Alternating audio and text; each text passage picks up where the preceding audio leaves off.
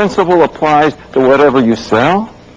For example, BMW became the largest selling luxury German car, outsells Mercedes, by focusing on one word, driving, the ultimate driving machine.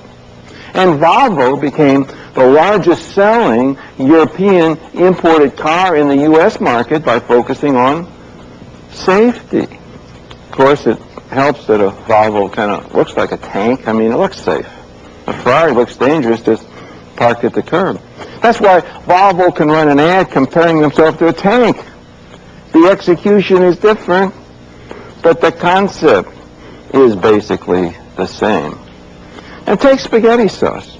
The leading brand of spaghetti sauce is Ragu. Ragu comes in 6 different varieties. Used to have 51% of the market, no more. Ragu's market share today is 37% of the market. Why? Because they were attacked by a spaghetti sauce called Prego with one variety, just one. But you see, Prego says thick. We're thick. And Prego has 27% of the market with one variety. The most powerful concept in marketing today is owning a word in the mind. Federal Express owns overnight. Domino's owns home delivery. Little Caesars owns takeout. BMW owns driving. Volvo owns safety. Prego owns thick. Now, interestingly enough, if you find the right word, it can last forever. Crest got in the mind by being the first cavity-fighting toothpaste in 1956. Today, Crest is still the #1 brand of toothpaste, and still is the cavity-fighting toothpaste. Owning a word in the mind is one of the most powerful ways to build a successful marketing program. That's the law of focus.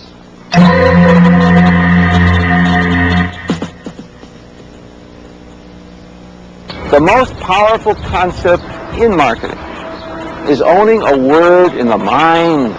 Interestingly enough, if you can own one word in the mind, the prospect will give you many others. Not everybody can be a leader, but there's good news. It's the law of duality. In the long run, every market becomes a 2-horse race. So there's an opportunity for 2 brands in every category. Take the cola field. Coke was first. Coke is powerful.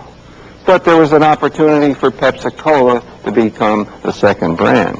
However, if you're the third brand, like Royal Crown Cola is, you're in for serious problems. Because really, there's only room for 2 brands in the mind. And actually, there's only room for 2 brands in the supermarket. Now, take another example, orange juice. A number of years ago, Procter & Gamble, really a powerful marketing organization, decided to introduce an orange juice called Citrus Hill. But Citrus Hill was #3 in a category. We had 2 big leaders. We had Minute Maid and we had Tropicana. There was no room for Citrus Hill. Procter & Gamble spent 10 years trying to get Citrus Hill into the supermarkets and into a successful brand.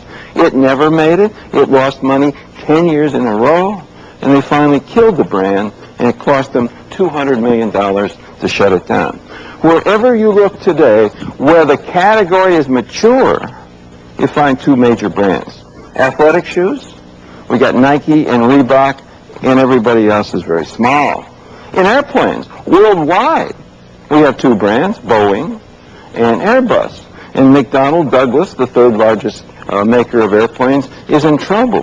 Wherever you look today, you find the same phenomenon. 2 brands dominate the category. In batteries, it's Eveready and it's Duracell.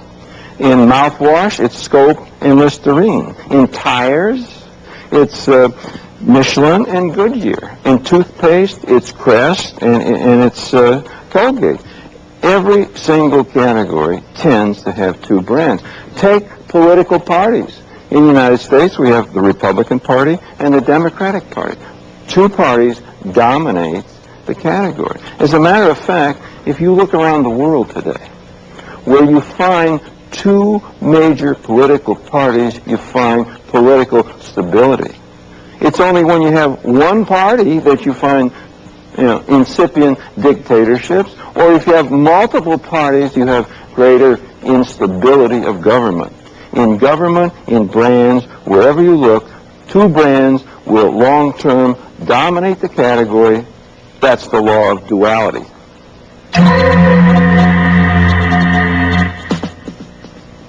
Now that we know that there's always room for two brands in a market, the question is, how do you become a strong number two? Since we talked about the law of duality, you might be interested in how you get to be number two if you weren't the leader. Well, that is the law of the opposite. If you're shooting for second place, your strategy is determined by the leader. You have to do the opposite of what the leader does. There's a philosophy here. In strength, there is weakness. Take the dinosaur. The dinosaur is the most powerful animal that ever walked the earth.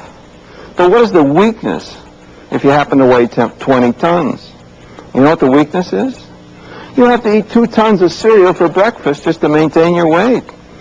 Now, some scientists think that when an asteroid hit the Yucatan and kind of blocked out the sun for a couple 100,000 years, these poor guys never got enough to eat and they died out.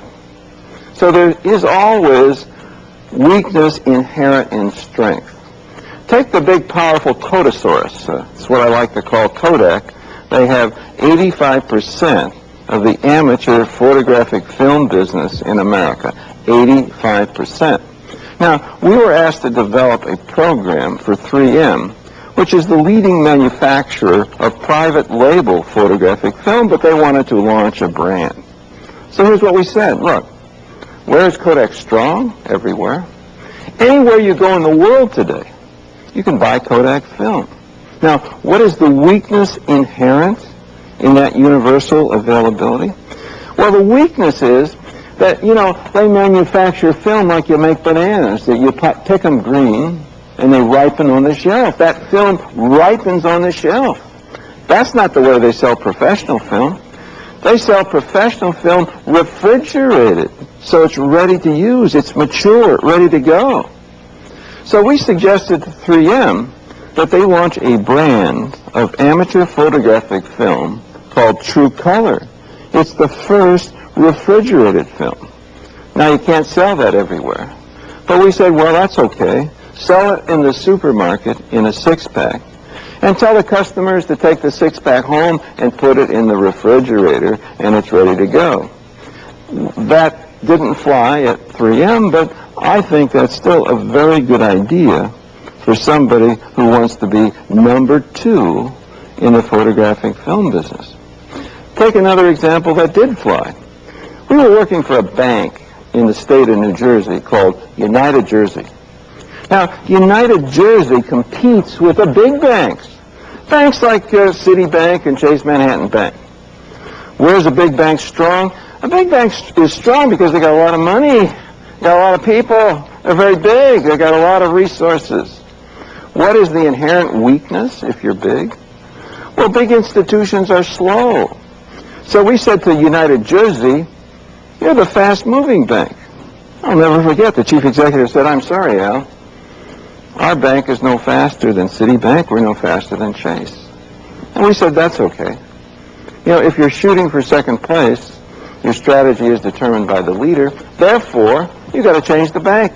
You got to change everything you do so that you can become the fast-moving bank. So that's what they did. They changed all their procedures.